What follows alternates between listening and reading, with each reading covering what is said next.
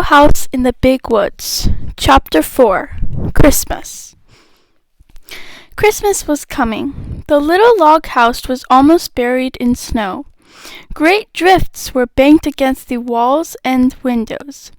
And in the morning, when Pa opened the door, there was a wall of snow as high as Laura's head. Pa took the shovel and shoveled it away, and then he shoveled a path to the barn where the horses and the cows were snug and warm in their stalls. The days were clear and bright. Laura and Mary stood on chairs by the window and looked across the glittering snow at the glittering trees. Snow was piled all along their bare, dark branches, and it sparkled in the sunshine. Icicles hung from the eaves of the house to the snowbanks, great icicles as large as the top of Laura's arm. They were like glass and full of sharp lights. Pa's breath hung in the air like smoke when he came along the path from the barn. He breathed it out in clouds, and it froze in white frost on his mustache and beard. When he came in, stamping from the snow from his boots, and caught Laura up in a big bear's hug against his cold big coat, his mustache was beaded with little drops of melted frost. He was busy, working on a large piece of board and two small pieces. He whittled them with his knife. He rubbed them with sandpaper and with the palm of his hands until, when Laura touched them, they felt soft and smooth as silk.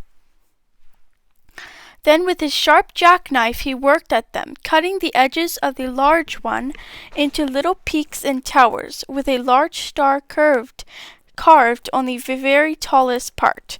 He cut little holes through the wood. He cut the holes in shapes of windows and little stars and crescent moons and circles. All around them he carved tiny leaves and flowers and birds. One of the little boards he shaped in a lovely curve, and around its edges he carved little leaves and flowers and stars.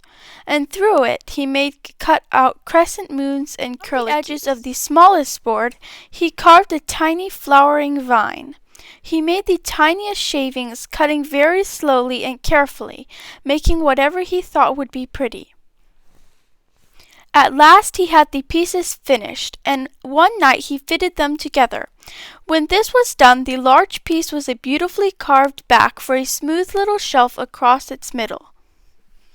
The large star was at the very top of it.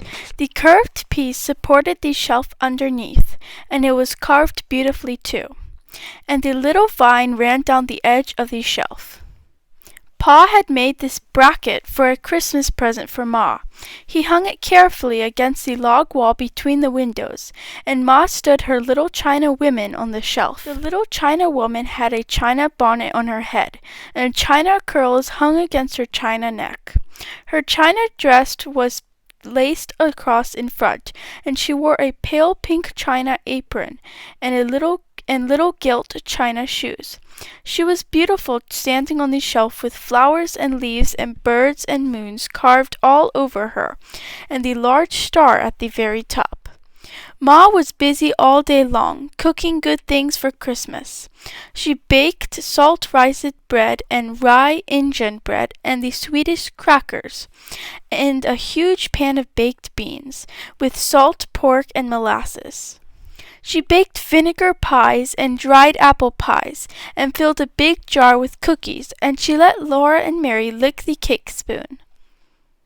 One morning she boiled molasses and sugar together until they made a thick syrup, and Pa brought in 2 pans of clean white snow from outdoors.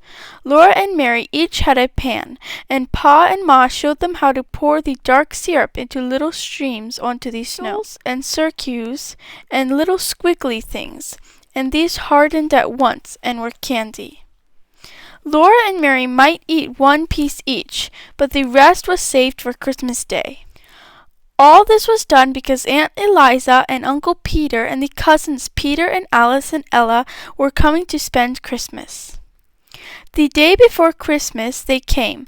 Laura and Mary heard the gay ringing of sleigh bells growing louder every moment, and then the big bobsled came out of the woods and drove up to the gate. Aunt Eliza and Uncle Peter and the cousins were in it, all covered up under blankets and robes and buffalo skins. They were wrapped up in so many coats and mufflers and veils and shawls that they looked like big, shapeless bundles. When they all came in, the little house was full and running over. Black Susan ran out and hid in the barn, but Jack leaped in circles through the snow, barking as though he would never stop. Now there were cousins to play with.